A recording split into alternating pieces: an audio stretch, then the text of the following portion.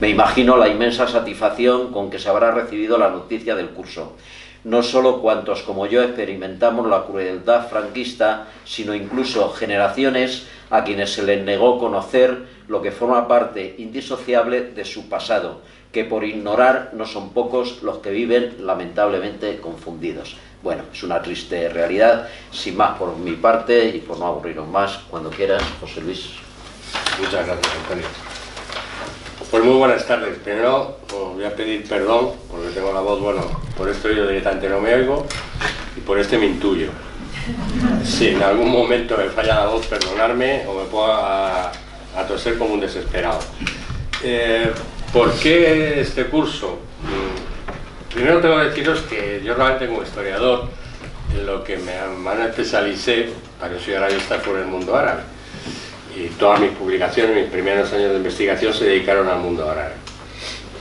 Pero como también he sido siempre desde los 17 años un elemento vivamente interesado en la política y actor político, con 17 años ingresé en el Partido Comunista de España, desde hace ya muchísimos años, en un momento determinado, también ya un poco cansado de tantos años de islamismo, arabismo, me pasé a empezar a investigar la época que más me interesaba de la historia de España contemporánea, como era la Segunda República, ¿no? Desde el 31 hasta el 39. Además porque yo había tenido familiares muy directos que habían participado directamente en la sociedad. Y a partir de ahí, esto hace ya unos años, hice todas mis investigaciones, di estos cursos, publicado estos libros sobre la Segunda República y la Guerra Civil, y la verdad es que tenía pensado parar un poco, ¿no?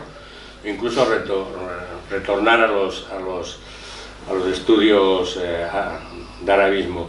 Pero un grandísimo amigo, un jovenzuelo, me dijo: joder, Luis, es que yo del franquismo no sé casi nada. Dice, sobre todo el primer franquismo. Digo, bueno, pues eso habrá que arreglarlo, ¿no? Y me metí en esta aventura otra vez. Hace ya llevo un par de años investigando y trabajando sobre el tema, y un poco por culpa de él os vais a tener que tragar estos cursos si es que son de vuestra apetencia. Y otra de las razones de por qué, un poco relacionado a lo que apunta Antonio, por qué abundar ahora en el franquismo, es porque desgraciadamente, y yo tengo mucha razón, la gente joven con la que yo hablo a menudo, tengo relación con ellos, no tienen ni idea de lo que fue el franquismo. Bueno, muchos es que no saben ni quién es Franco. Y eso me parece gravísimo. Me parece gravísimo que además tiene unas consecuencias que se están viendo. Hace poco en una encuesta ha salido sobre si la gente, los hombres que creen que las mujeres están poniendo ya por encima sus derechos de los hombres, la gran mayoría de los con la que sí creían era gente entre 16 y 40 años. Lo cual a mí me dejó de verdad estupefacto. Digo, pues una de las razones posiblemente es porque no conoce el pasado más reciente de España, ¿no? Y a lo mejor sí sabría pues quiénes son, de dónde vienen las ideas que proclaman partidos como Vox, o partidos como el PP, o partidos como Alianza Catalana, me parece, con el mal bicho este que tiene la alcaldesa en un pueblo de Cataluña, ¿no? Entonces, esto ha incidido más en que creo que entre todos los historiadores deberíamos de afrontar un poco más el estudio del franquismo, pero sobre todo ya dejándonos el mundo académico. Yo siempre he criticado, cuando estaba dentro del mundo académico, fui muy criticado, porque a mí no me gustaba escribir, ni artículos, ni mis obras, para el mundo académico.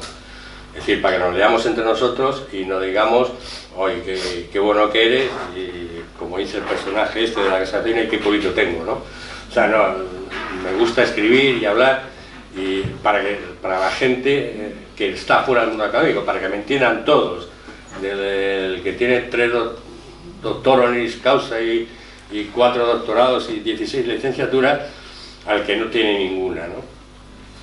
Porque hay más gente de esta última que de la primera. Y además a mí particularmente, aunque haya pertenecido al mundo económico, me interesa más esta gente que es la mía, es de donde yo vengo, que la otra, ¿no? Con todos mis respetos, por supuesto. Todos estos motivos son los que han hecho que hable del franquismo. Antonio me dijo que una persona, un día de estos, le ha preguntado por qué el primer franquismo y por qué la abreviación, doy del 39 al 59.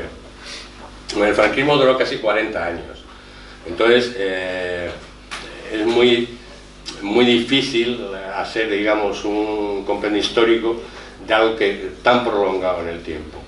Y generalmente todos los historiadores hemos periodizado el franquismo.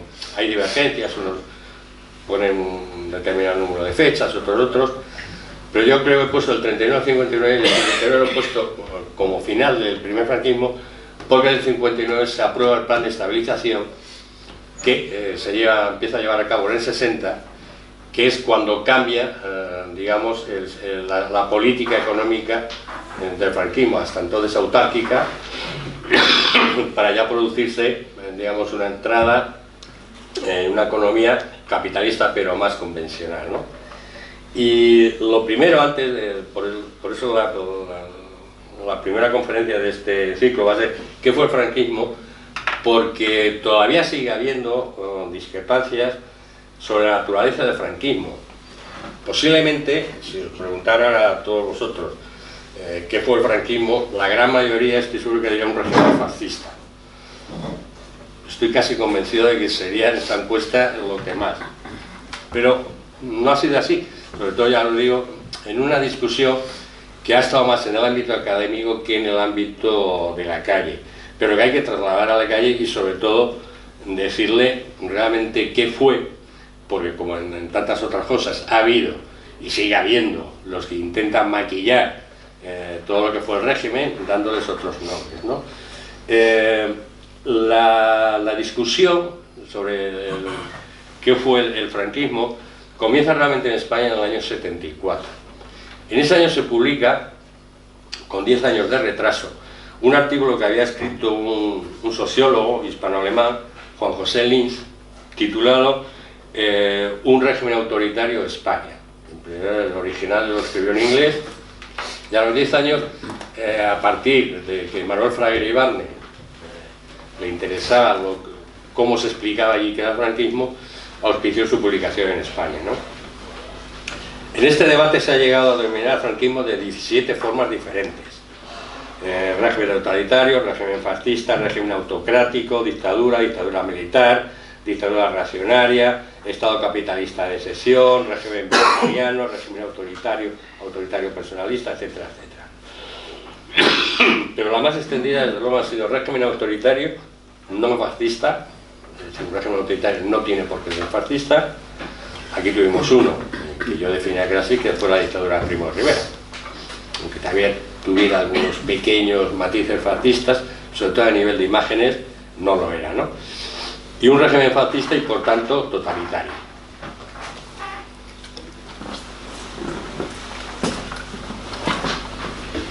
Lo primero que hay que saber es cómo se definía el mismo Franco, ¿no? El mismo Franco lo denominó como régimen totalitario, aunque luego cambió a denominarlo democracia orgánica, que nunca yo he llegado a saber qué era. Estoy esperando que una mente de estas pensantes, no la mía, me diga qué era la democracia orgánica, ¿no? En realidad esto era un intento de maquillar de una manera absolutamente fútil lo que era en realidad, ¿no? En el Foro del Trabajo hay una calificación del régimen y califica al régimen de totalitario.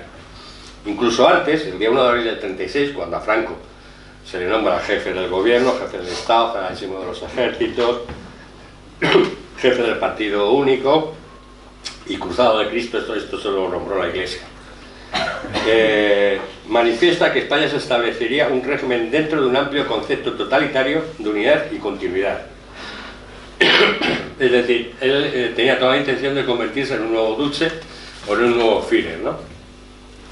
En el 57, Franco, en una conversación con su primo, Francisco Franco Salgado Araujo, que publicó en un par de libros, comparaba su régimen, es decir, hablaba del régimen aquí en España, con otros totalitarismos. Dice, el comunismo, el hitlerismo, el fascismo y el falangismo son sistemas políticos distintos, pero todos ellos tienen algo en común, como es el mantenimiento de la autoridad del Estado, base del orden de un país, la disciplina social y económica. Es decir, él mismo se estaba comparando con regímenes que sí están conceptuados como totalitarios y como fascistas, ¿no?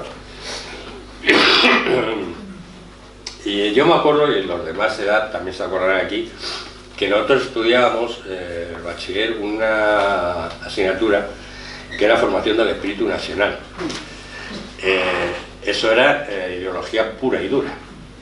Pero antes, de eso ya se estudiaba en el bachiller. Antes había un catecismo que nos enseñaban a los niños en la escuela, que era el catecismo político.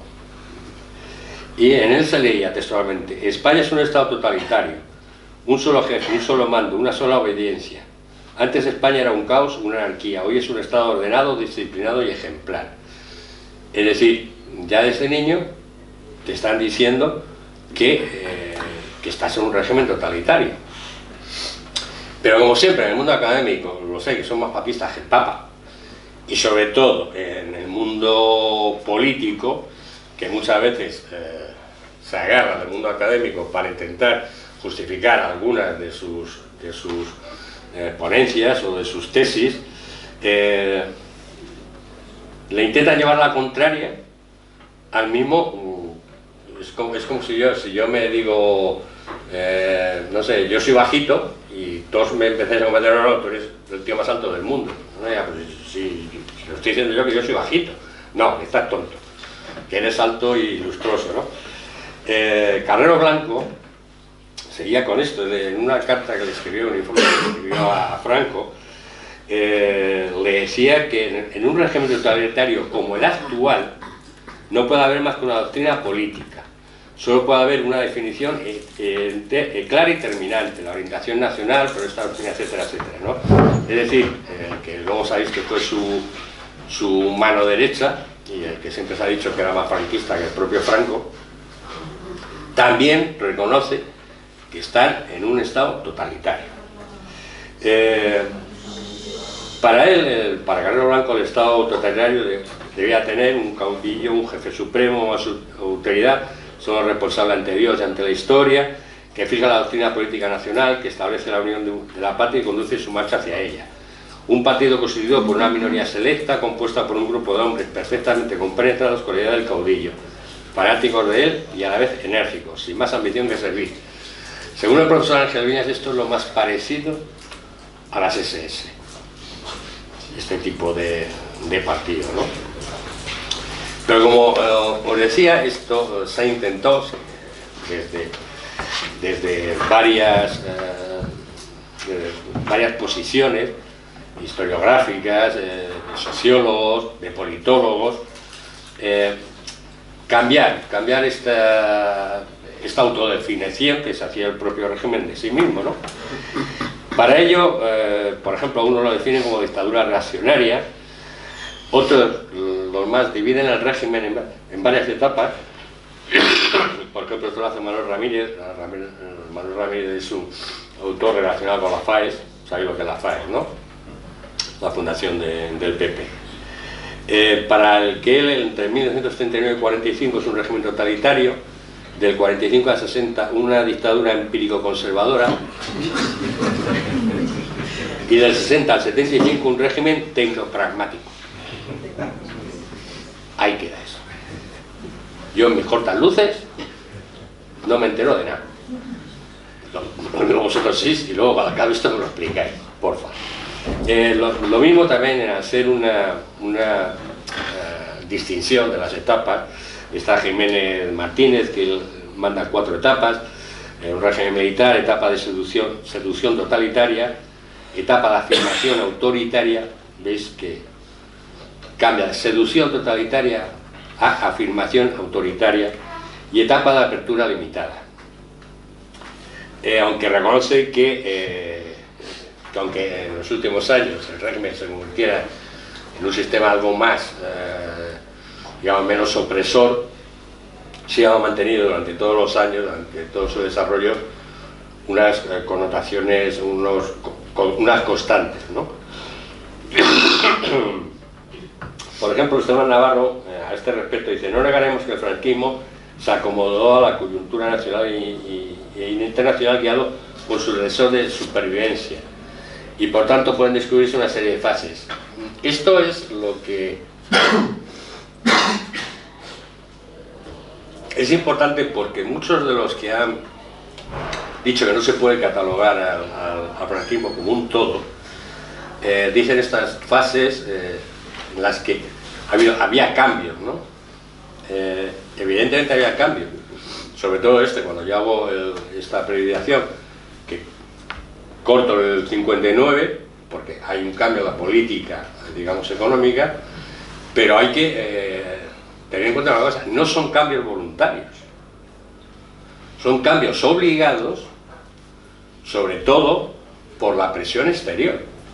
Es decir, cuando ya, porque Franco renegó, hasta el último momento luchó contra viento y marea para no cambiar el régimen de la autarquía, hasta cuando le hicieron ver, decirle: mira, que ya no damos más de sí, que estamos en la ruina y que nos abrimos al mundo o esto se acaba. Y sobre todo cuando empiezan en el 53 la ayuda de Estados Unidos. De verdad, perdonadme, pero es que no doy más de sí,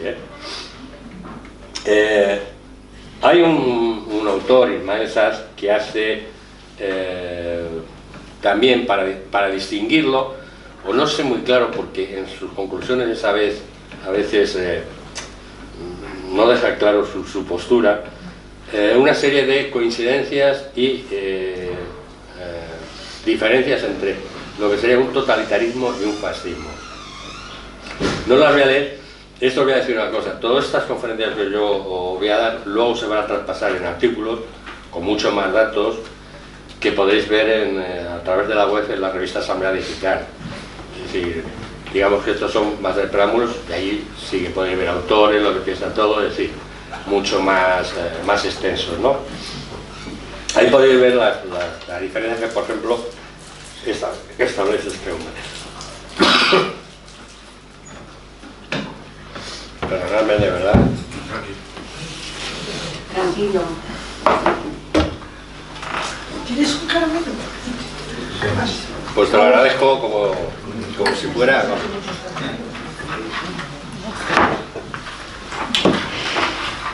Si es que la concierta será esa que venía a dar esta conferencia con la UBI.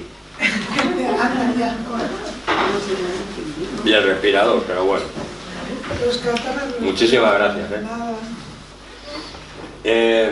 Como decía, evidentemente había cambios en estos 40 años, pero cambios más de forma que de fondo, ¿no? Por lo cual yo sí creo, pienso que sí que se puede dar una catalogación, una homologación a todo el periodo que duró la dictadura de Franco, ¿no? Vamos a pasar ahora a las dos que realmente fueron el debate, ¿no? ¿Estado autoritario o Estado totalitario?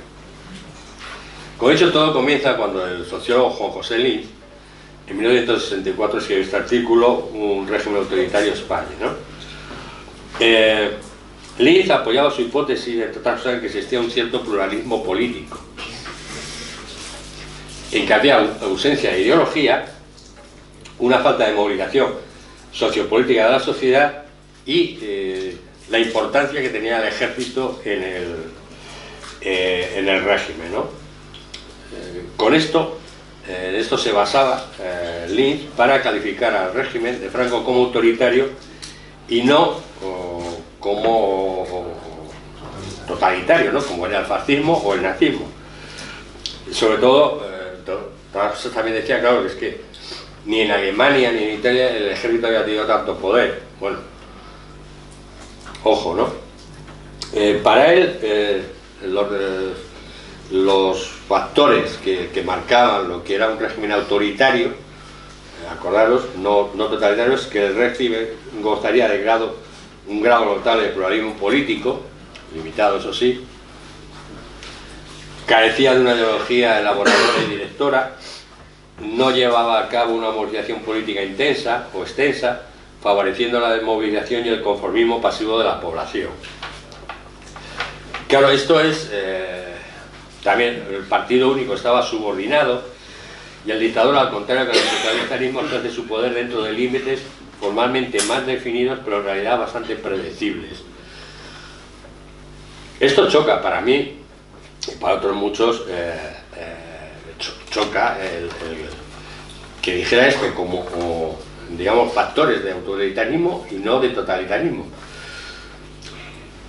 Primero habría que ver lo de que el régimen gozaba de un pluralismo político limitado. Yo no sé dónde lo veía Lins. Aquí excepto se ha hablado de las famosas familias dentro del franquismo, ¿no? Y bueno, podríamos denominar a los falangistas, a los nacionalcatólicos, provenientes sobre todo de organizaciones de la Iglesia, de los militares, sería otra familia, de las oligarquías, sería otra familia. Pero como también ha dicho algún otro autor, es que el fascismo de Franco no solo es porque tuviera como partido único a Falange, es que todas estas familias, entre comillas, tenían prácticamente el mismo pensamiento.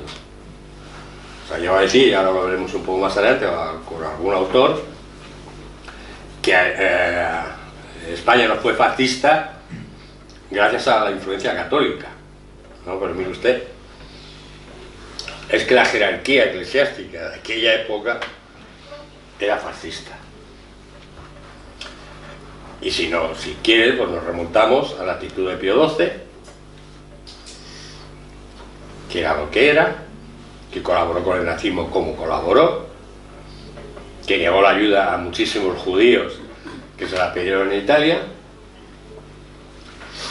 que colaboró con Mussolini, que colaboró, fue el que dejó que la jerarquía eclesiástica española nombrara cruzada en la guerra civil. Es decir, era como que el catolicismo, entonces, el catolicismo además, la jerarquía eclesiástica del catolicismo que mandaba entonces. No tiene nada que ver con lo que luego podíamos denominar catolicismo social, ¿no? Entonces esto no exime. Es decir, que había una preponderancia, que en un momento determinado, sobre todo a partir de los 60, muchos aducen, bueno, es que había muchos ministros que provenían, bueno, los tecnócratas, todos sabéis que gran parte de ellos eran del Opus Dei. Pero esto no quiere decir que es que la gente que proviniera de la Iglesia no tuviera un pensamiento totalitario.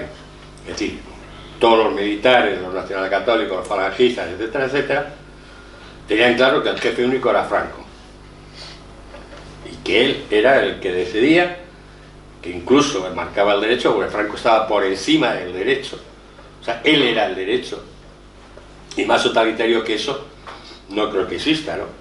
Entonces, digamos que se le desmonta esta teoría de que había un pluralismo. Oiga, también en el nazismo todos los nazis no pensaban igual que Hitler. Recordemos la noche de los cuchillos largos. Son entre nazis que se matan. Pero no deja que tanto los Lasna como los SS eran nazis. Entonces, yo creo que con esto se desmonta, en principio, una de las premisas que marca Lins, ¿no? Y ahora, digo, se acogieron historiadores como Javier Tussell, sobre todo, Charles Powell, Stanley G. Payne, no sé si le conocéis al historiador. Este historiador pasó de norteamericano, pasó de ser en sus tiempos mozos pro república y acabó haciendo una apología de Franco, lo último que prohibió, con un periodista, un tal Palacios, que dan ganas de vomitar, o sea, sinceramente, porque es, bueno, un poco como Carrero, más franquista que Franco, ¿no? Pues esta teoría de que el catolicismo evitó que el franquismo pueda ser considerado fascista, lo defienden tanto Javier Tussell como Juan Pablo Fusi, personas muy relacionadas ambas con la democracia cristiana. Por ejemplo, Dussel también afirma que no se puede decir que fuera totalitario, es decir, fascista, porque a partir de los 60 se amplió sobre todo la tolerancia. Yo no sé en qué país vivía Javier Dussel. Yo en los 60 y los 70 vivía en España. A los que ya teníais pensamiento propio en aquellas épocas, lo podéis expresar. ¿Qué libertad había cuando todavía había censura previa de prensas? Es decir, y eso siguió prácticamente hasta el final con la muerte de Franco. Es decir, ¿qué apertura hay? Que hacían películas verdes con Alfredo Landa y no me acuerdo cómo se llamaba el otro, ¿no? Entonces, claro, y eso incluso es después, es decir, no, ellos dicen aperturismo a partir de los 60, no sé. También Dussel, que por otro lado, a mí siempre me ha parecido un buen historiador, me parece muy mediatizado por su ideología, afirmaba que el fascismo es una fórmula concreta válida tan solo para una época en específico y para un área geográfica determinada. Añadimos que el franquismo era una más entre las dictaduras no totalitarias que existieron en Europa. Claro, él dice, dictaduras no totalitarias, y algunas de las que mienta como tales, es la Francia de Pétain. Primero, el régimen de Pétain estaba totalmente ordenado por la Alemania nazi. Es decir, Pétain no movía un lapicero, si no se lo decía Hitler. Es decir, mantuvieron esa, digamos, parodia, como que el régimen de Pétain era independiente cuando la Francia de Vichy, cuando eso no era cierto. Era, digamos, una provincia más de la Alemania nazi, ¿no?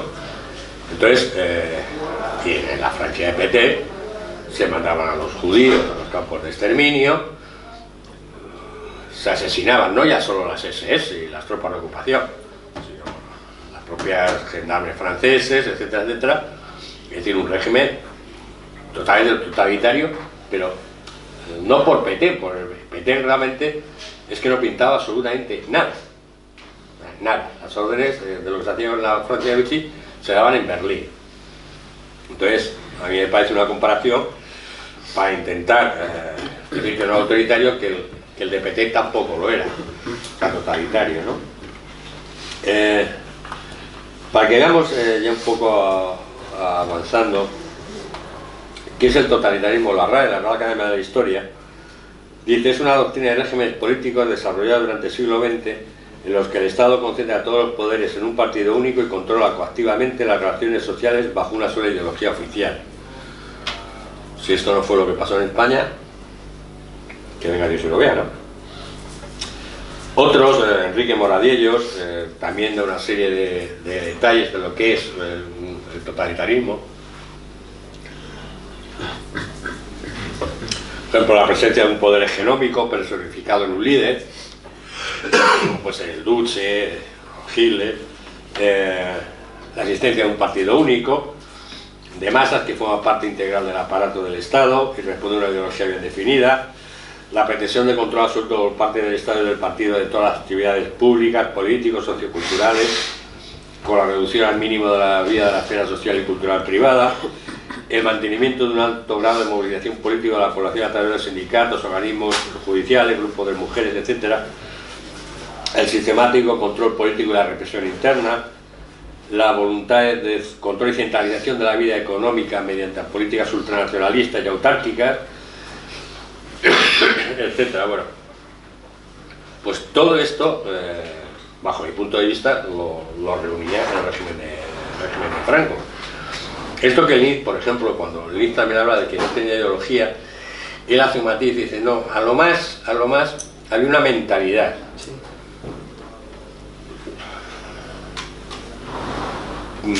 Y se queda ahí, ¿no? Tampoco da una explicación. Claro que lo suyo voy a decir: bueno, distíngame usted bien entre qué es ideología y qué es mentalidad. una ideología, evidentemente, es un pensamiento. La mentalidad es el pensamiento. Entonces, ¿qué diferencia de usted para decir que no hubiera una ideología? Bueno, si acaso tenía una idea por ahí. No, perdón, aquí se intentó, con las leyes fundamentales, que veremos en otra de las charlas, crear una ideología, además crear una ideología a través de la educación de toda la población, y desde bien pequeños, como ya hemos visto antes. Es decir, eso es ideología.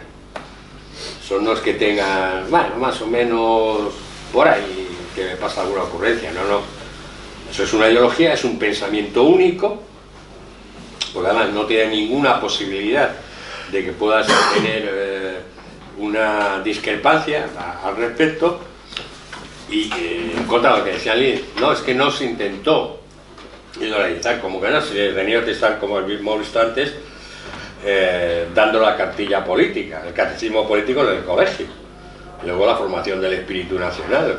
Pues mire usted, si eso no quiere ideologizar a una sociedad, pues digamos usted que Lee también dice, bueno, se pretendió que la masa se quedara como tonta y no se movilizara, ¿no? Ya, primero es un error. Lee y los que siguen su teoría, por ejemplo en Italia y en Alemania, esta movilización de las masas era mucho más constante, etcétera, etcétera. Claro, no parten de una premisa, ni el nazismo ni el fascismo en Italia se impone como el franquismo aquí. El nazismo, todos sabéis que viene a través de unas elecciones, y con que el partido nazi, que tal soltar las falacias, nunca ganó las elecciones, sino que el canciller, en un momento determinado, por los pesados que eran y por el miedo que les tenía, le nombró a Hitler primer ministro, pero es decir, no es que fuera el partido más votado en las elecciones. Y el fascismo sabemos cómo llegó. El fascismo, la famosa marcha a Roma, y es el rey el que nombra a Mussolini, un poco como quiso Alfonso XIII con Primo de Rivera, le nombra al dictador y jefe del gobierno. Pero es que ni en Alemania ni en Italia había habido algo que había ocurrido en España, que es que el franquismo se impone después de una guerra civil. Entonces, no es que a la gente el franquismo los quisiera idiotizar, no, es que claro, lo que no podía hacer es movilizar a gran parte de la población, por decirlo de la manera, que eran los perdedores de una guerra. ¿Cómo vas a movilizar a esa gente a la que además durante, sobre todo la posguerra, estás machacando, y misericordia, asesinándola, metiéndola en cárceles, condenándola al hambre, etcétera, etcétera? Ah, es que no movilizaba a la masa, pero ¿a qué masas? A las que él podía, a las que siempre estuvo con él, claro que las movilizaba. Si cada 2 por 3, a través de, sobre todo a través de organizaciones, el Frente de Juventudes, la sección femenina, etcétera, etcétera, el sindicato vertical, cada 2 por 3 organizaban manifestaciones de estas de apoyo fervoroso, ¿no? Yo me recuerdo, pues, las famosas celebraciones que se hacían en la Plaza Oriente, donde venían camiones pagados, les pagaban un cierto dinerillo, el transporte, y les daban un bocadillo, ¿no? Para que vinieran a decir Franco, Franco, Franco. Esto hasta el último discurso que dio con el emérito al lado. Es decir, eso es movilizar. Otra cosa es que no consideras una movilización general de la población, o mayor de la población, como fue en Alemania o como fue en Italia, en gran parte también porque ni Franco no tenía ni el carisma de Hitler ni el carisma de Mussolini, o sea, ni se les acercaba. Entonces, digamos, esto que apunta Lee, o que apunta esta gente, Tusell, etcétera, como que evita llamar al régimen como totalitario, también se desmonta. Y no es que no quisiera, es que no pudo, y vaya que lo intentó. A través de Falange, yo creo que fue uno de los pocos niños que me salvé de estar en el Frente de Juventudes y luego en la OGE, ¿no? Que, perdóname la palabra, en mis tiempos se llamaba Organización de Gilipollas Extraviados. Yo que siempre he venido de una familia muy roja y somos la regla. Que es la Organización Juvenil Española. Entonces, sí que lo intentaron. Por todos los lados, la sección femenina les hacían a las mujeres unos lavados de coco que no era normal, ¿no? Y sobre todo con las normas moralizantes que ponían, ¿no? Entonces era lo de la mujer en casa y con la pata quebrada, ¿no? Pero, bueno, sin dar ya. Para que veamos que no solamente éramos, o somos algunos españoles los que hicimos esto, en 1937 un informe diplomático inglés decía que la España franquista estaba teniendo una gran absorción de los métodos e ideas del fascismo italiano. En otro, lo que está surgiendo en el territorio de Franco hoy es una forma de nacionalsocialismo inspirada tanto por Alemania como por Italia, aunque más por esta que por aquella. En diciembre de 1946 la ONU condena al régimen de Franco y lo explica. En su origen, naturaleza, estructura y conducta general, el régimen de Franco es un régimen de carácter fascista, establecido en gran parte gracias a la ayuda recibida de la Alemania nazi de Hitler y la Italia fascista de Mussolini. Es decir, ya en aquellos primeros años, las organizaciones internacionales y los informes diplomáticos tenían muy clara qué era el régimen de Franco, y evidentemente lo califican de totalitario en tanto en cuanto que lo identifican como un régimen fascista, ¿no? El gran historiador, maestro de historiadores, voy a citaros a dos que para mí han sido los más grandes historiadores españoles en historia contemporánea, como son Josep Fontana y Tuñón de Lara, ¿no? Josep Fontana decía: el franquismo no evolucionó por iniciativa propia, sino porque la presión exterior, en menor medida las luchas sociales del interior, le obligaron a esta evolución si quería ser reconocido internacionalmente. Continúa el profesor: me parece que lo más conveniente para comprender la naturaleza del franquismo y para abordar sus consecuencias a largo plazo es examinarlo en sus comienzos en 1939, que es cuando se nos aparecen sus propósitos libres de disfraces e interferencias. Es decir, se puso muchos disfraces de carnaval porque tenía que intentar sobrevivir en el contexto internacional, pero seguía siendo en el año 75 exactamente el mismo que en el año 39. Y en esto le ayudó, la verdad, que Franco tenía potra, la suerte, porque yo lo tengo muy claro que si no se hubiera empezado lo de la Guerra Fría, Franco no había durado 40 años ni de lejos, porque digamos que los que verdaderamente ya le consolidaron fueron los norteamericanos. Cuando en 1953 viene aquí el famoso Eisenhower, que ve, ya estaban en plena Guerra Fría, dice: bueno, preferimos tener a un fascista aquí que nos va a servir porque está canino y le vamos a dar unas cuantas migajas y nos va a permitir poner aquí las bases y hacer absolutamente todo lo que queramos, ¿no? Y es a partir de ese año cuando, digamos, ya se consolida realmente el franquismo, pero claro, tenía que avanzar más. Es decir, esa política autárquica que en España se moría gente de hambre. O sea, en el año 45, si no recuerdo mal, 200.000 españoles murieron y como causa de la muerte aparece el hambre o enfermedades directamente relacionadas con el hambre, ¿no? Entonces, a pesar de eso, tardó 6 años en cambiar la política económica, ¿eh? Pero en cuanto a, digamos, consolidación política, este fue el momento clave y fueron los queridos Estados Unidos, los líderes del mundo libre, los que lo consolidaron y gracias a ellos permaneció, ¿no? Tuñón de Lara decía: cabe la posibilidad de que el modelo español haya cambiado entre 1957 y 1962, pasando de ser un régimen totalitario fascista a ser un régimen tecno-autoritario. Sin embargo, hay que decir que en nuestro caso se ha querido utilizar el término autoritario para hacer menos sospechoso al régimen incluso para rehacerlo de cierta virginidad política, llegando incluso a hablar de pluralismo. Esto era una clara referencia a Lee. Venía a decirte, tú verás que sí, que bueno, que en la forma, evidentemente, había cambiado, y que a lo mejor, digamos, es como si en una película tú nada más que ves,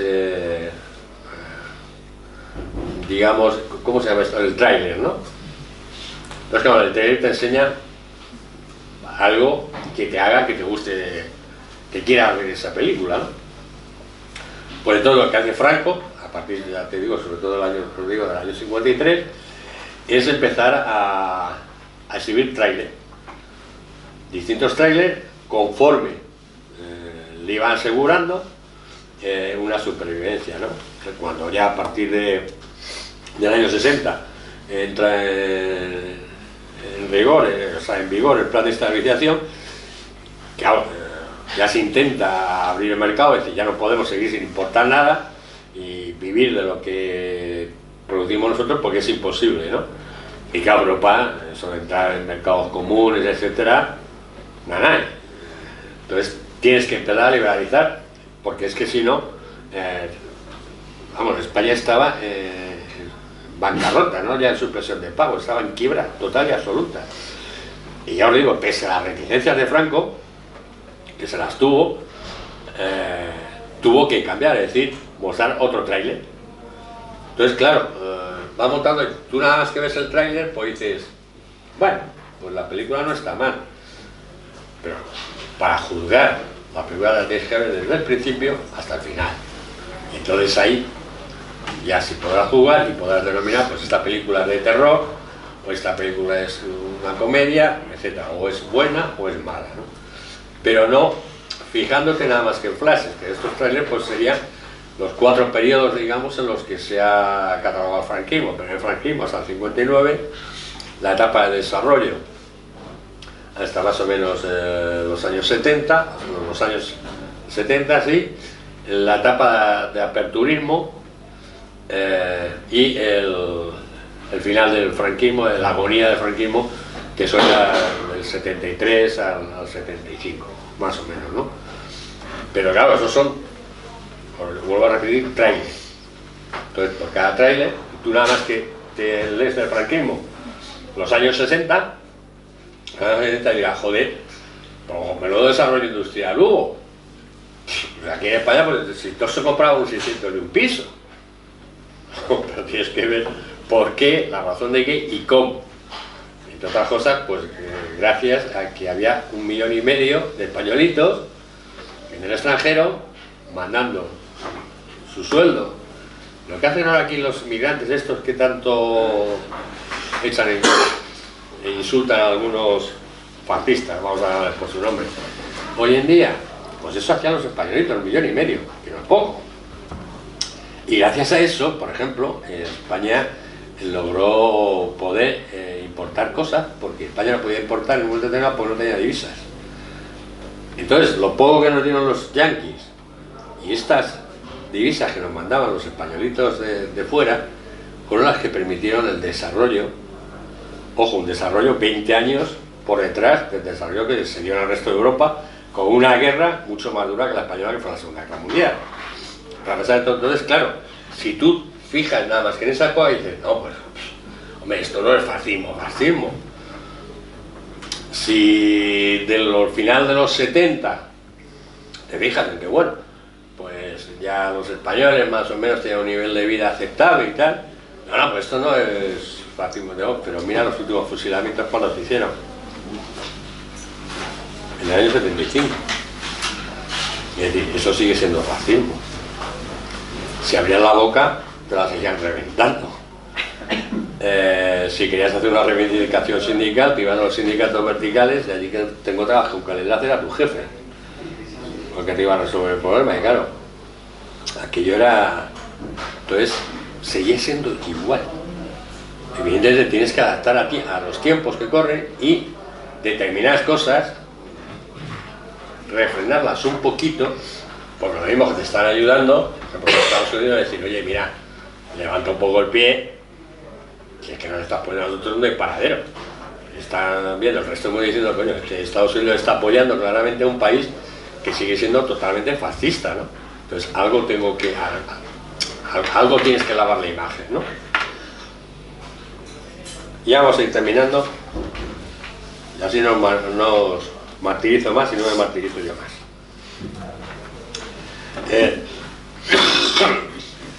Como otro de los argumentos que él dice a sus seguidores para decir que el franquismo no era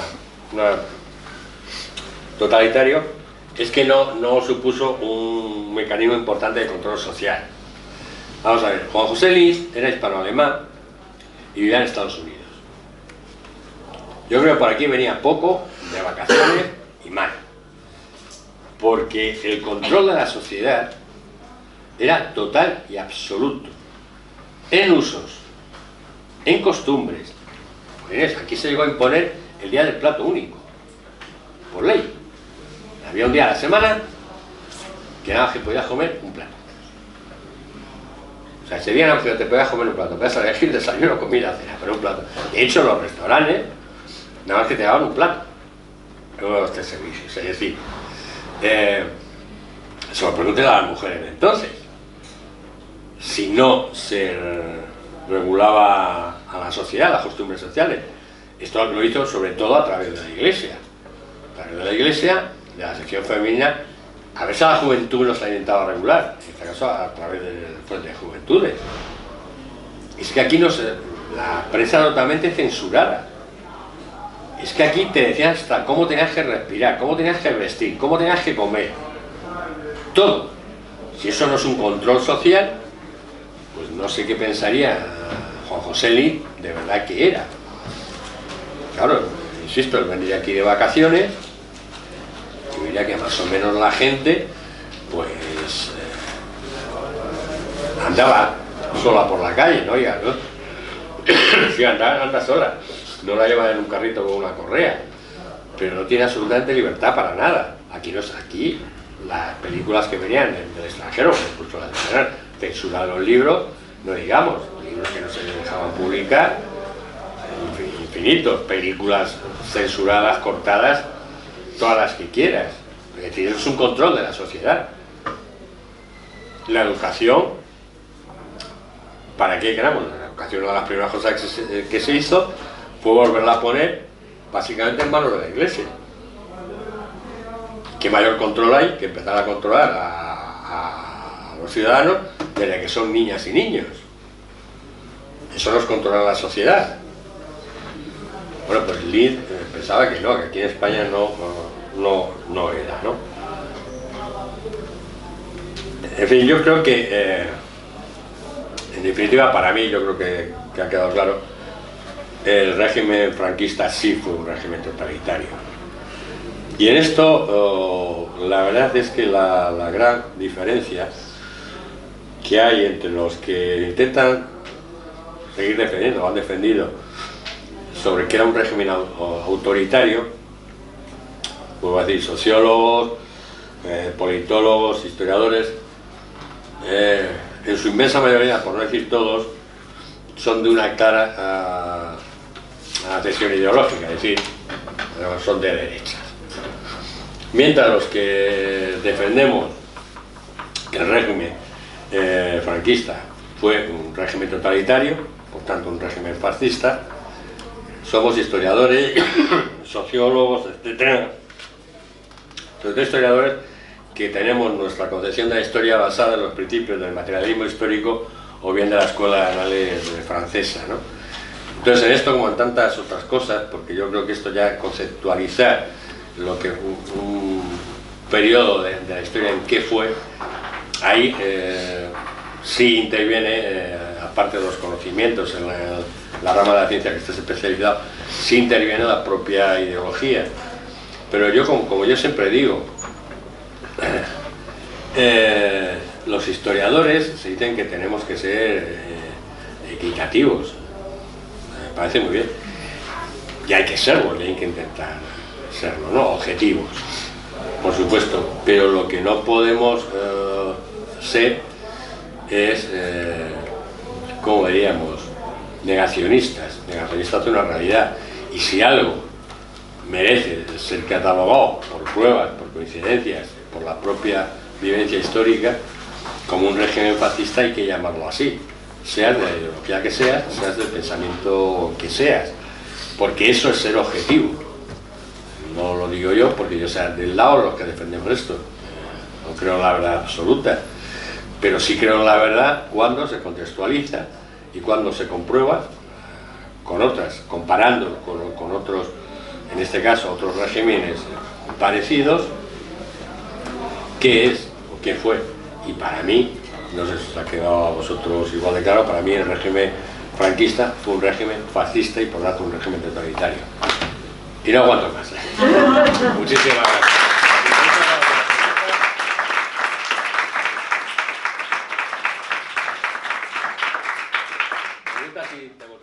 Bueno, pues muchas gracias a José Luis porque ha dejado sus últimos restos de voz, a ver si puede conseguir un poco más para... Ahora quien quiera preguntar, intervenir, comentar, pues vais levantando la mano y vamos dando palabras. Venga, ¿quién apetece empezar? Hoy soy como de mis alumnos, ¿eh? Qué cobardica, no levantan. Sois los más listos del mundo, o no me queréis dar trabajo. Venga, José Luis. No, es que no me había planteado realmente este tema, ¿no? Para mí, que viví bastante joven en el régimen franquista, para mí estaba claro que fue un régimen totalitario y fascista, ¿no? Pero me parece interesante que hayas abierto el debate, porque no sé si es el relato de determinados historiadores lo que finalmente queda. Y entonces la pregunta, si bueno, realmente planteas esto porque tienes que hacer una enmienda a determinados historiadores para que ahora no se dé una visión del franquismo que no fue, pero lo que te quiero decir que para los que vivimos el franquismo, aunque yo era joven cuando murió Franco, ¿no? Esto no quiere ser ese relato de que Franco era un régimen, no sé, autoritario y blando, no sé. Es que es un poco por lo que tú acabas de decir. No, tú aunque fueras joven lo has vivido, ¿no? Hay otras personas aquí, más veteranos como yo, que lo hemos vivido de pleno. Pero sobre todo es para la gente que no lo ha vivido, que no lo ha conocido. Porque los mensajes que se están mandando ahora, y eso los he visto yo en medios de comunicación, es un blanqueo del franquismo increíble. Pero increíble. Que de acuerdo que estos debates se tengan en el mundo académico, que es que desgraciadamente no pasa de ahí. Pero a mí es que lo que me preocupa que un joven, digo, entre los 17 y los 40 años, los mensajes están dados porque los medios de comunicación, sabemos, joder, en manos de quién están la gran mayoría y cómo manejan y cómo tergiversan, y no hablemos ya de internet, que es el mayor cubo de basura que ha podido inventar la humanidad, y sin embargo la gente, sobre todo la gente joven, se lo cree. Pues entonces yo creo que es bueno intentar, cada uno en la medida de nuestras posibilidades, sobre todo a esta gente joven, decirles qué hubo en España, y porque así a lo mejor entienden que en España esté volviendo a resurgir un partido como Vox, en donde si ves su militancia, es gente joven, gran parte de su militancia son gente joven, que yo me quedo anonadado, digo, pero vamos, ver chavales de 18, de 20, 25, de 30 años haciendo el saludo fascista. Y es porque, ¿qué les están vendiendo? Que se está volviendo a escuchar lo de vos, de viva Franco y arriba España. Es decir, es que esto no se ha olvidado, desgraciadamente, ¿no? Y que creo que ahora es cuando las personas, sociólogos, politólogos, historiadores, que podemos de alguna manera, porque hemos tenido los conocimientos, el estudio de esto, darlo a conocer. Y que no se equivoque. Decirles, mirad, es que esto es así. Os voy a decir a lo mejor lo que piensan varios, pero es que esto es así. Y a través de todo el curso, mi idea principal es eso, ¿no? Es decir, que se sepa que aquí los que defienden, que todavía lo escucharán, a ver, que yo sigo escuchando que Franco creó la seguridad social. Y eso se lo creen todavía muchísimos españoles. Y esa es una de las falacias mayores del franquismo. Porque en España tenemos tantos pantanos y gracias a Franco la sequía no es peor. Eso es mentira. es un proyecto no ya de la Segunda República, sino que viene de antes de Primo de Rivera, antes de la dictadura de Primo de Rivera. Bueno, pues eso, es que lo sigo escuchando en la calle, y claro, me quedo atónito, ¿no? Y desgraciadamente no veo que haya literatura y no veo que haya debates públicos donde esto se esté revitalizando, porque es que, coño, es que en Europa el avance de la ultraderecha está siendo increíble, pero es que aquí en España, joder, a mí hace 20 años me dicen que en España va a haber otra vez un partido fascista como Vox, y no me lo creo, le digo, tú estás tonto. Pues no, resulta que no. Y resulta que lo ves con la bandera, con el aguilucho, pero a gente joven. Entonces, eso es intentar por lo menos que podrán seguir con la bandera, con el aguilucho, pero decirles, bueno, pues que sepáis lo que estáis siguiendo de verdad. Esta es la verdad. Y evidentemente se puede ser objetivo, como yo digo, pero no imparcial. Yo como historiador intento ser objetivo, pero no puedo ser imparcial. Es decir, un historiador no puede ser imparcial con el nazismo, no puede ser imparcial con el holocausto, no puede ser imparcial con los regímenes dictatoriales, no puede ser imparcial. Puede ser objetivo y contar las cosas como son o como fueron. Y esto hay que decirlo a la gente joven, para que a su vez lo comunique a otras personas de su misma generación, porque si no, esto va a acabar muy mal, esto va a acabar muy mal. Y es que estoy viendo en las últimas, esto que os he dicho al principio de la intervención, que la mayoría de los hombres entre 18 y 40 años crea que ahora los que están siendo perjudicados son los hombres. Pero joder, ¿pero en qué país vive? Y todo eso son por mensajes que desgraciadamente personas como yo no tenemos los medios de... Entonces nos valemos, pues estas charlas, algunos pues os referéis a otros y lo subiremos en vídeos, a intentar hacer, porque sí es peligroso, Y yo creo que empezar a hablar sobre qué era el franquismo, para que la gente no tenga dudas, es interesante, pero que no se quede en una mera discusión en la academia, que vuelva a la calle, que la gente, sobre todo los jóvenes, sepan que fue. Y a partir de ahí que ellos decidan si eso les mola o no les mola, pero que sepan lo que fue y lo que conlleva ser fascista. Venga, gracias. María, por aquí primero, luego tú, y luego tú. Venga, voy dando palabras. María, cuando quieras. Bueno, el problema es que, muerto Franco, no se ha explicado a los jóvenes, a los niños, no se ha explicado lo que era el franquismo. Entonces, en todo este vacío de información, en todos estos años de ignorancia, precisamente prolifera fácilmente las falsas noticias, el falso relato, porque tenemos a toda una generación ignorante, porque no se ha hecho ese trabajo, se ha blanqueado de alguna forma por dejadez y por dejación en la enseñanza, en la educación, de un deber de explicar la historia. Entonces, claro, lo han tenido muy fácil los fascistas, porque todo este tiempo que no se ha explicado y formado debidamente a la gente joven, pues bueno, no saben nada, en gran parte porque no se ha metido en las escuelas, porque ha estado ausente. Entonces, claro, fíjate qué fácil, no lo han vivido, les cuentan no sé qué, y de aquí. Entonces ahora el esfuerzo que tenemos que hacer, precisamente por informar, es mucho más grande.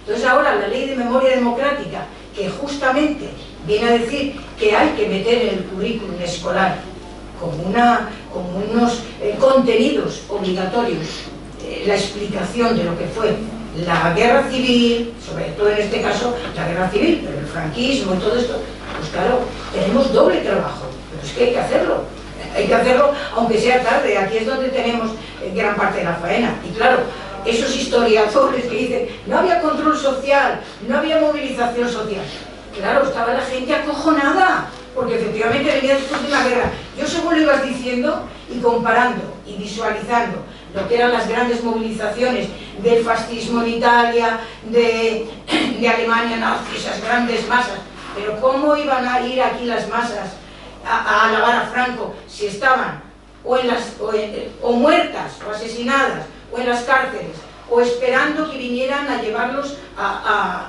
la cárcel para condenarlos a la pena de muerte. La población estaba absolutamente acojonada y además hambrienta.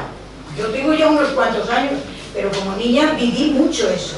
Viví mucho ese cállate, no se hable, no se diga, y el control social absoluto para las mujeres, por supuesto, la enseñanza, la religión, la formación política. En el año 67, que yo con 20 años había aprobado las oposiciones de maestra, tuve que jurar los principios del movimiento en el año 67 para poder ser maestra, para poder ser funcionaria. En el año 67, que ya, según dicen estos señores historiadores, ya estábamos modernos y había cierta pluralidad. ¿Pero qué dicen? ¿Pero qué dicen? Entonces, bueno, me arrebato. Lleva razón, pero el que no se enseñara, el que no se haya metido en la educación y siguiese en estar, eso es culpa de... Primero de la... Perdonadme la palabra, la mierda de transición que se hizo aquí. Y segundo, tan culpables son, evidentemente, cuando estaba gobernando la UCD y el PP, pues no les interesaba porque eran ellos, pero también personajes como Felipe González, que ahora se está viendo a quién es de verdad Felipe González, ¿no? Por si alguno tenía dudas. Mira, hasta que no llega José Luis Rodríguez Zapatero al gobierno, no se intenta, y muy tímidamente, que empiece a conocerse, sobre todo para la gente joven, lo que fue el periodo de la Segunda República y el franquismo, pero sigue sin aparecer en los libros de texto. Entre otras cosas porque la gran mayoría de editoriales de los libros de texto son de la Iglesia. Ya sigue dando palabras si quieres. Sí. Bueno, yo creo que estoy muy de acuerdo con María lo que ha dicho. Yo he vivido los últimos retazos del franquismo de una forma más consciente, pero es verdad que se ha invisibilizado toda la historia, es decir, se ha habido como mucho miedo desde las instituciones como para realmente darle un relato real, por lo menos de lo que nos pasaba a una parte de la sociedad. Una parte, no sé si somos 26 millones de españoles o más, pero realmente fue así, se nos ha invisibilizado totalmente. En el año 67 fue esto, pero en el año 76, en plena transición, tuve que hacer el servicio social porque si no, no podía entrar a la facultad. O sea, tremendo, ¿no? Y te daban el pasaporte. 76, ¿no? O sea, te obligaban, justo en ese año después lo quitaron. Claramente lo tuve que hacer, ¿no? Yo era una gente franquista. Y no te daban el pasaporte tampoco. Claro, no te daban el pasaporte, bueno, las mujeres, en fin, que más, no podían hacer prácticamente nada. Yo creo que realmente ahora, de hecho, de esos barros estos lodos, ¿no? Yo creo que ahora siguen teniendo miedo. De hecho, bueno, solamente hay que ver cómo tratan a la gente que se manifiesta en Ferraz, con toda la ley de memoria histórica que tenemos, y qué pasa cuando nos manifestamos en Vallecas o en cualquier otro barrio obrero, ¿no? No hay más que verlo, o sea, con ministros socialistas, etcétera, etcétera, ¿no? Yo creo que es algo que es muy peligroso, como otras veces. Realmente es peligroso y estamos asistiendo a un nuevo paradigma, ¿no? Y cuidado, sí. Lo que creo. Mucho cuidado. Y por supuesto que fascista y totalitario, sin ninguna duda. Doy más palabras si quieres. Sí, no, que efectivamente el recuerdo que se intenta afianzar del franquismo es de los últimos años, ¿no? Con mucho turismo, un país que efectivamente está creciendo económicamente, un país superficialmente alegre, ¿no? El Viva España, el número 2 en ventas de Holanda, cosas así, ¿no?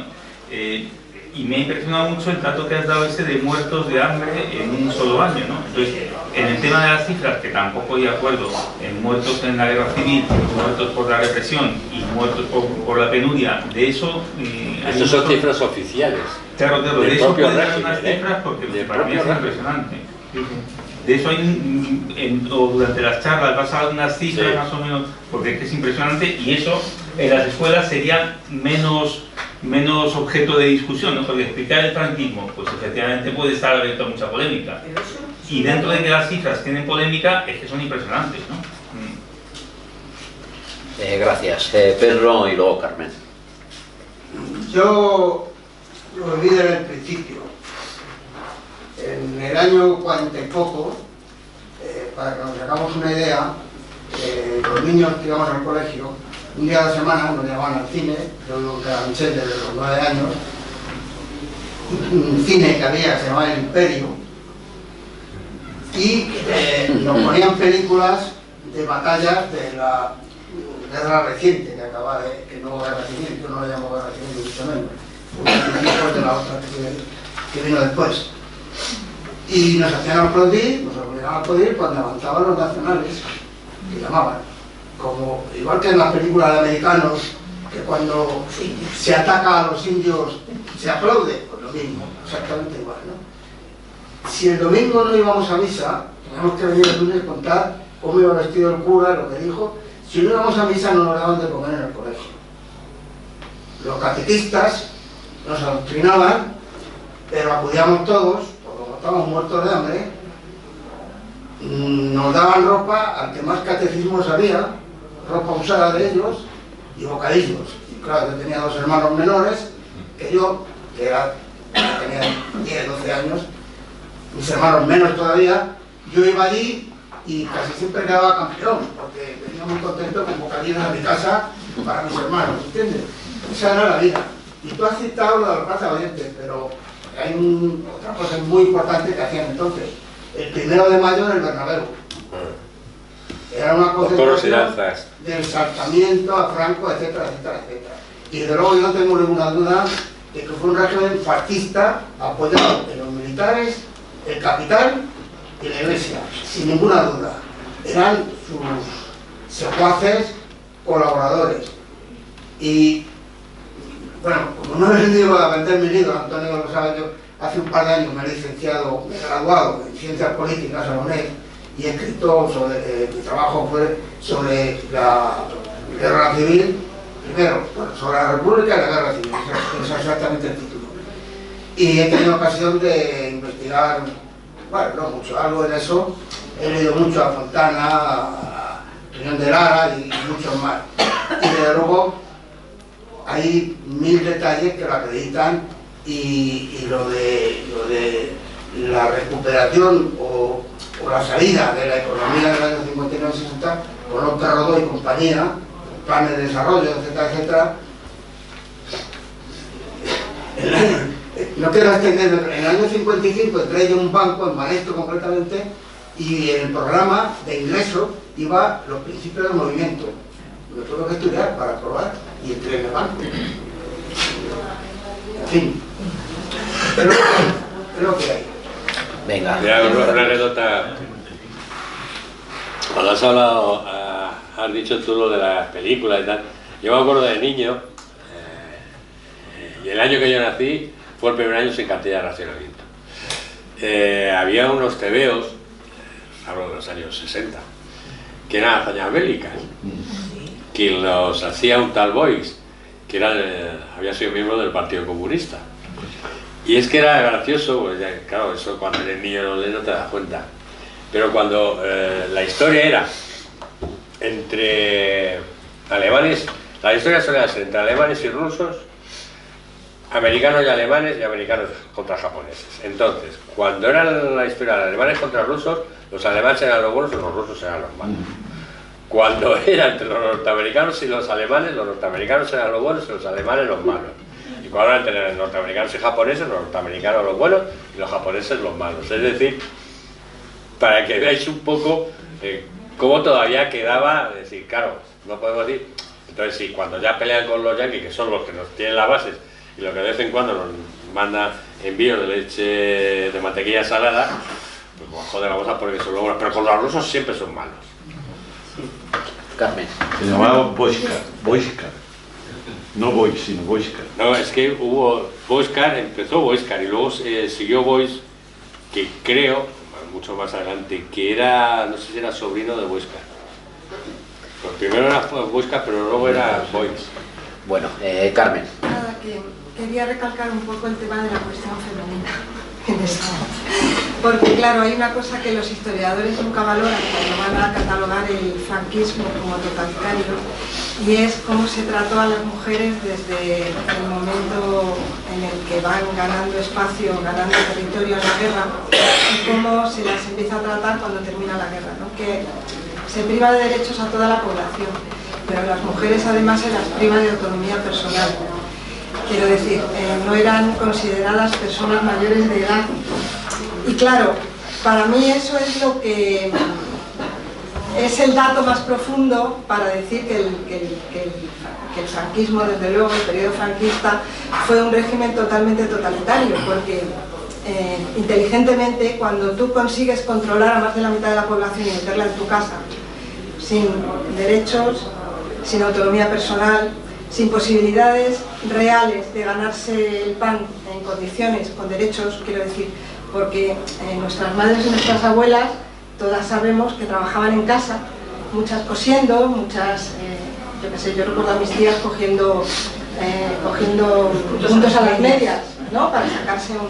Pero claro, todo ese trabajo informal hizo que nuestras madres y nuestras abuelas no cotizaran, que no tuvieran, y ahora tienen unas pensiones de mierda. Quiero decir con esto que todo ese control que se hizo sobre más de la mitad de la población fue lo que propició desde luego que durara tanto tiempo el franquismo. Fue una de las cosas que hizo que durara tanto tiempo. Y la represión que hubo sobre las mujeres fue distinta. Fue una represión en todos los ámbitos, desde la propia castración física y sexual. Y eso es lo que hace que ahora todavía nos cueste tanto a las mujeres españolas mantener todos estos derechos que estamos conquistando, y que en esa encuesta de que tú dices, pues que hay los hombres jóvenes no entienden todavía el lugar que ocupan en la sociedad con respecto a nosotras. Entonces nada, quería simplemente hacer esta pequeña reflexión sobre por qué es un estado totalitario.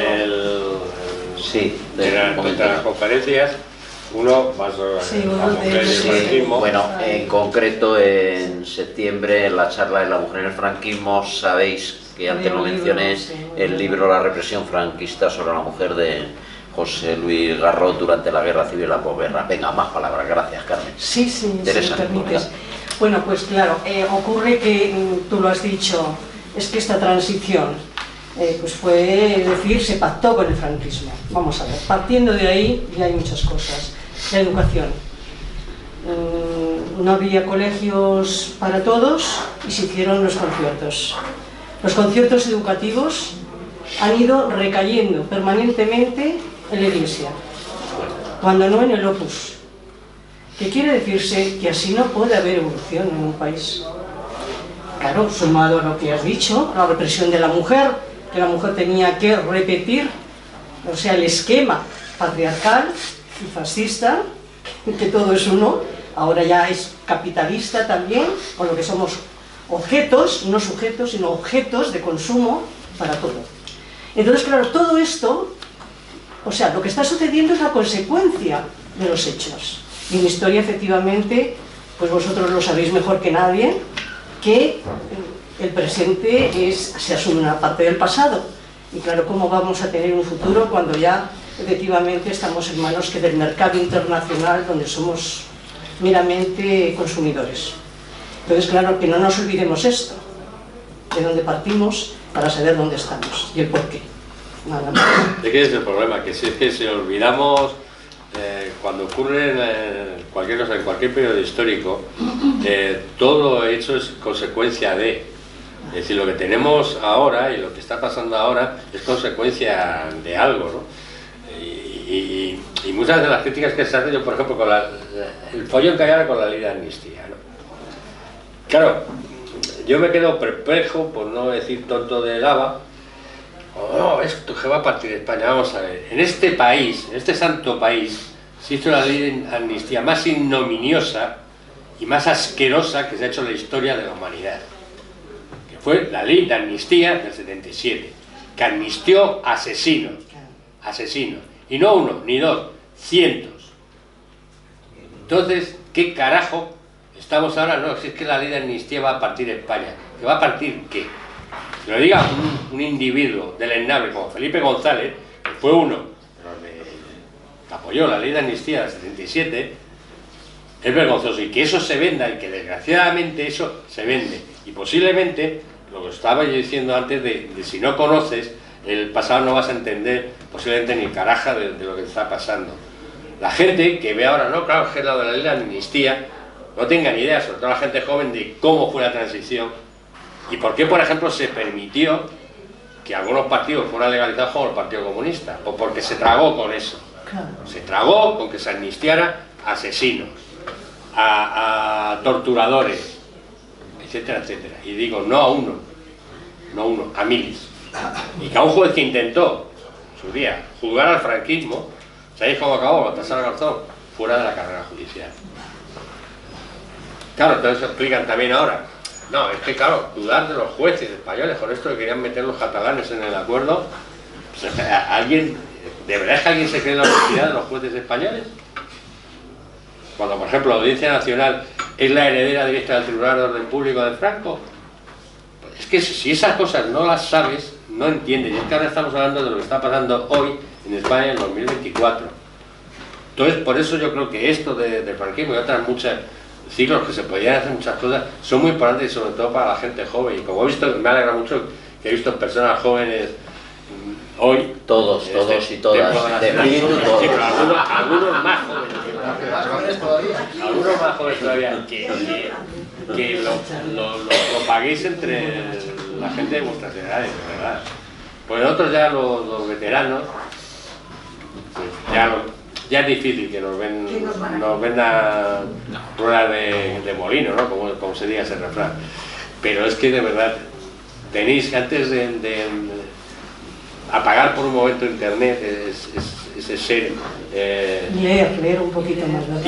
y hablar más, y sobre todo recurrir a la historia, que no es por yo ser historiador y defienda mi ciencia, sino porque os va a dar muchísimas respuestas, os va a dar muchísimas armas para contestar a determinadas cosas que escuchéis. Por ejemplo, eso, cuando escuché lo de la ley de amnistía, recordaba, oye, ¿y la del 77 cómo fue? A ver, que os lo cuente. Voy a aprovechar un minuto de publicidad institucional. Justamente el Club de Amigos de UNESCO viene editando desde hace muchísimos años cuadernos divulgativos, que no lo comenté al principio. Entonces, de José Luis Garrot tenemos dos. Están descargables en la página web y en algunos casos, Ana, la compañera, puede que haya algunos. Hace ya unos cuantos años se publicó la Ley de Amnistía de 1977 de José Luis Garrot. Está descargable, ya digo, gratuitamente en la página web. Si queréis a precio de €1, que es el de coste, pues preguntad a ver si está disponible. Y también, que este es más reciente, de hace 4 o 5 años, la Iglesia Católica cómplice del genocidio franquista en la Guerra Civil.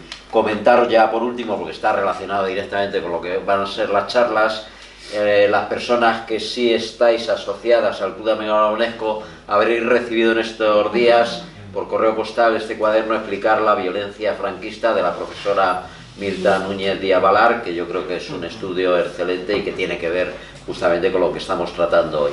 Está descargable también en la página web del CAU, y si alguien lo quiere, de este sí tenemos ejemplares al precio de €1. Yo ya dejo de hacer publicidad institucional. Venga, ¿quién quiere intervenir? ¿Más? ¿Alguna cosita? Pues vámonos de fiesta. Muchísimas gracias por perdón, tenéis ahí en la entrada, algunos lo he repartido, la ficha está.